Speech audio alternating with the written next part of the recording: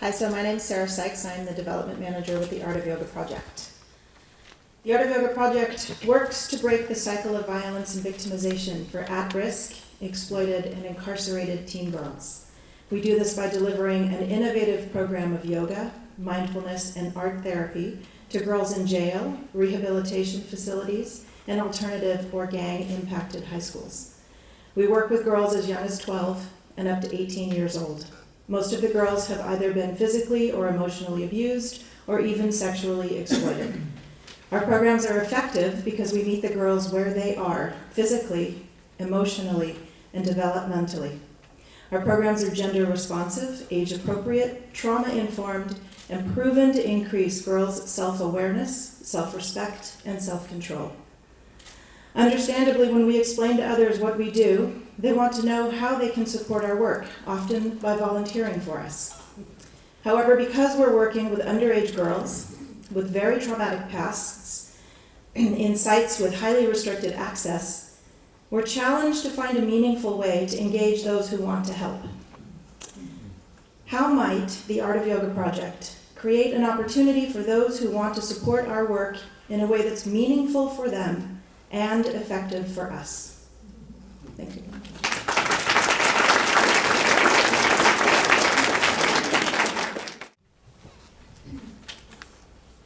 Hi, I'm Emily Arnold Fernandez. I'm the Executive Director of Asylum Access. We're facing today the greatest refugee crisis the world has seen. Most of those refugees will remain in Africa, Asia, and Latin America, where they will be denied the rights to move freely, to work, to go to school, to rebuild their lives. Asylum Access has spent the last 10 years showing how we can fix this by supporting local advocacy, local advocates to lobby their governments to tear down the barriers that keep refugees from being able to work and rebuild. But the vast majority of refugee assistance funding comes from donor governments, wealthy governments like the US. These governments are very comfortable investing in American and European NGOs to deliver tents and bags of rice. And yet today, the average time in a refugee camp is 20 years. So we need a different solution. Governments, risk-averse governments, are not going to be the first-in funders for the solutions that really work, local advocacy, to tear down those barriers. But private philanthropy can be these first-in funders, the way that SV2 was for Asylum Access. So how might Asylum Access motivate and support private philanthropists to lead the way in solutions that really work for refugees, to lead the way in investing in local advocacy NGOs in Africa, Asia, and Latin America?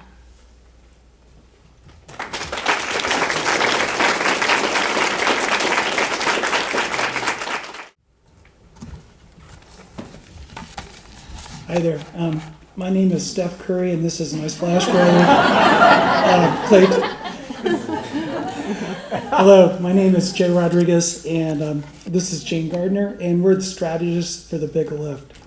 As you may know, third grade reading proficiency is a major milestone for a major indicator for future academic success. If kids do not achieve this milestone, they are unlikely to realize their full potential. In San Mateo County, one of the top 1% in wealth, only 50% of our kids are reading proficiently by third grade. The Big Lift is a collective impact model. We are bringing together 300 plus organizations so our kids get what they need to read and succeed. The Big Lift funds 2 years of quality preschool, 3 years of inspiring summers, family engagement, and attendance support. The Big Lift has raised $33 million in 3 years and is launched in 4 communities, serving 1,000 children. The RAND Corporation is providing a rigorous evaluation of our work. One unique challenge that we face is that our work is complicated to explain. This is important now because we're at a critical juncture. We have raised 2/3 of our 5-year budget, mostly from the county and the federal government. We must now demonstrate that Silicon Valley businesses and donors support the Big Lift in order to match our existing funds and secure long-term funding. We must pitch the Big Lift in a very compelling way. Tonight, we would love your help in sorting through some messaging options. This is actually a fun exercise, but it's extremely valuable to us in honing our story. And you're all the right people to join our session because you're the kind of socially conscious and philanthropically minded leaders that we actually want to reach. Just to remind you, we are the Big Lift, and please lift with us by joining our session tonight. Yeah, lift with us.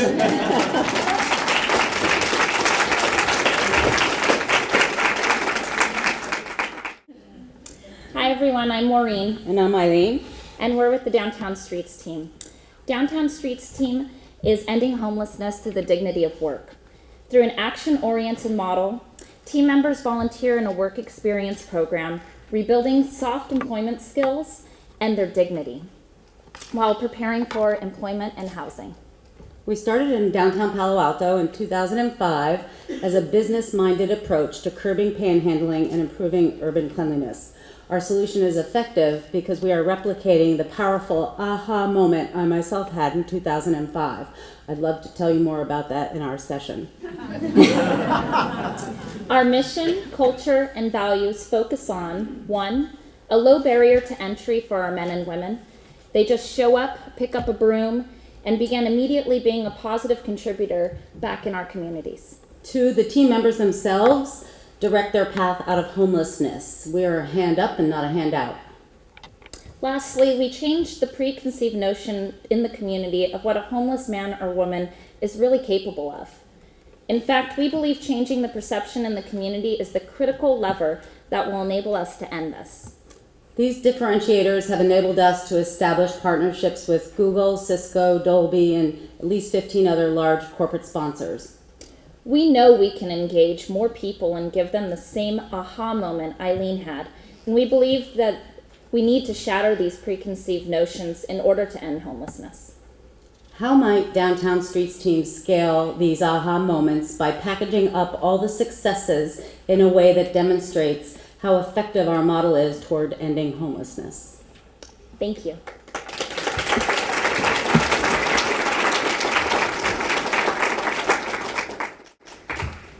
Hi everyone, Dana Fraz with Food Shift. Food Shift's mission is to reduce wasted food and ensure that all people have access to affordable and nutritious food. One of our current projects is the Alameda Kitchen. The Alameda Kitchen is providing job training for the formerly homeless in the transformation of surplus fruits and vegetables from farms and grocery stores that would otherwise be wasted. And then we're distributing these products to businesses and to food insecure communities. One barrier that we have to building the sustainable food recovery system that we seek to build is this cultural norm around food recovery being a free service. A massive amount of infrastructure is needed to collect, process, redistribute, store all of this quality food. And of course, this infrastructure and the staff needed to support it cost money. So one of our goals is to identify and collaborate with partners to figure out how to build financially sustainable models for an effective food recovery and distribution system. Restaurants, grocery stores, cafeterias, food establishments need to understand and grow accustomed to paying for food recovery, just like we pay for trash, recycling, and composting removal.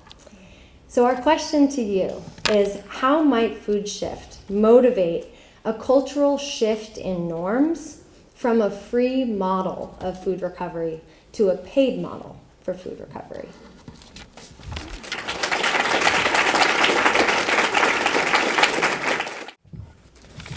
Good evening, everyone. My name is Camille Yanis Fontanilla, and I'm the Executive Director of Somos Mayfair. Somos Mayfair is in East San Jose, and it's one of the poorest neighborhoods here in Silicon Valley. And at the same time, there is great agitation and mobilization amongst our community members to create a better life for their families. Thus, we advance a model that is place-based and focuses on relationship building with neighborhood residents to be the agents of change. We train community residents, mostly mothers and grandmothers, to be promotoras, an international gold standard of community leadership. Our promotores advance everything we do in the community in every way. They run mobile libraries, they support other parents, they provide summer school, reading groups in parks, garages, and at kitchen tables.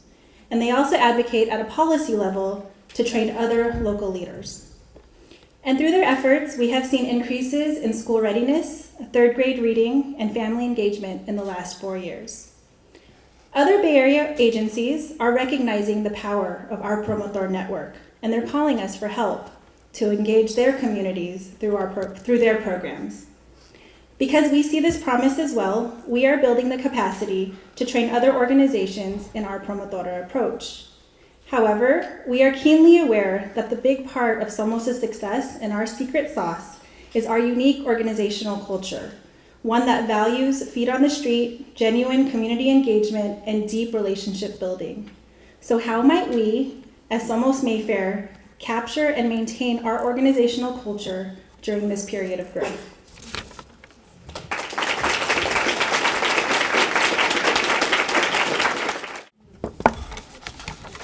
Hi, I'm Laura Sears, the co-founder and executive, not the executive, I'm the development director. I'm gonna pretend like I didn't say that. The ED is my husband.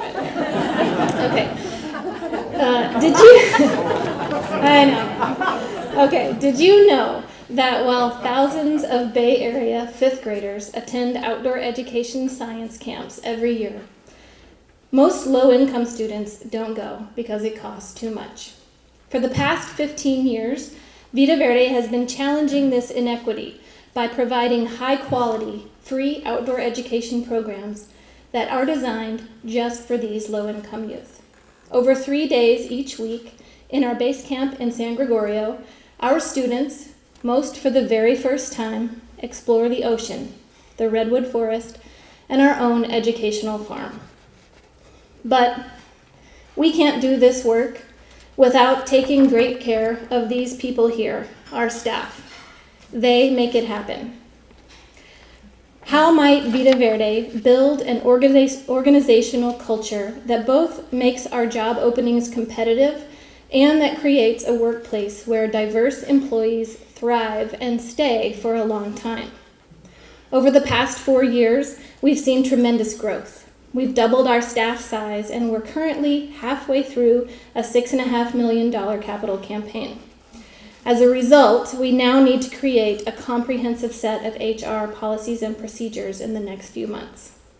Tonight, Vida Verde would like to draw on the vast experience in the room to help inform this process. Please come and share your insights on how you have built effective, successful, and happy teams, or bring your perspectives on a positive workplace culture that you've been a part of.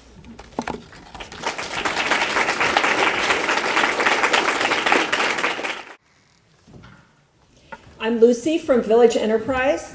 We are an international grantee, and while our U.S. office is in Silicon Valley, our operations are in East Africa.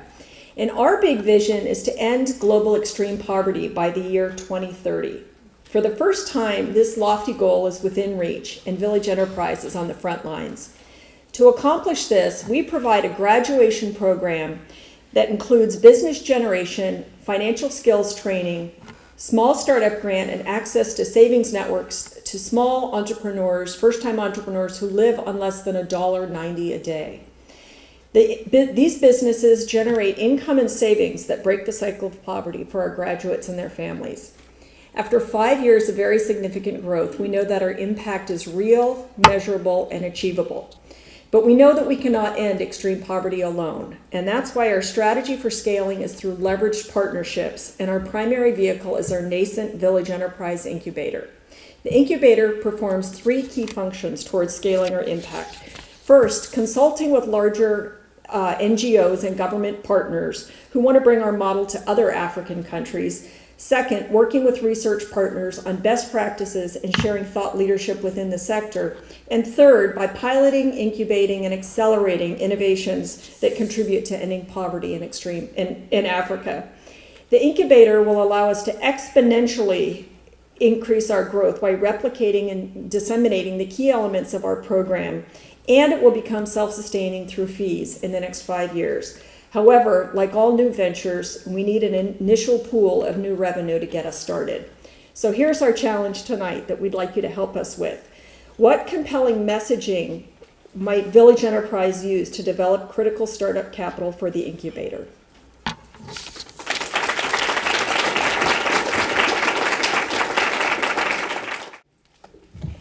Thank you again. Let's give one more round of applause to our great grantees. What an exciting set of challenges. Thank you again for sharing. We're really excited, I think, to dive in. A few last instructions. If you open your program, you will find a map that will show you where each breakout session will be taking place. There are 2 core locations. One is the Shoreline Conference Room, which is literally right across the hallway here. And you can see in the map, 6 of the 8 breakout sessions are there. And if you're heading that way, you can either go through this door or through our main door. 2 of the breakout sessions, the Big Lift and Village Enterprise, are in the boardrooms that you actually passed when you came from the front door into our office. And those are also marked on the map. We have both exits. Feel free to use them so you can get to your breakout session before it gets full.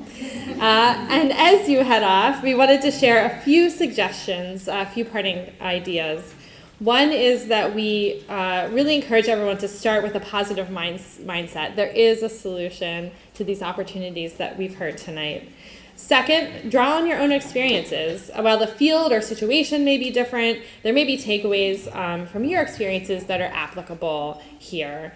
And the third thing is try to be specific. If you can avoid sweeping generalizations and focus on tangible ideas or next steps, that can make your suggestions all the more actionable. Once again, thank you to everyone, partners and grantees, for participating tonight. Let's get started.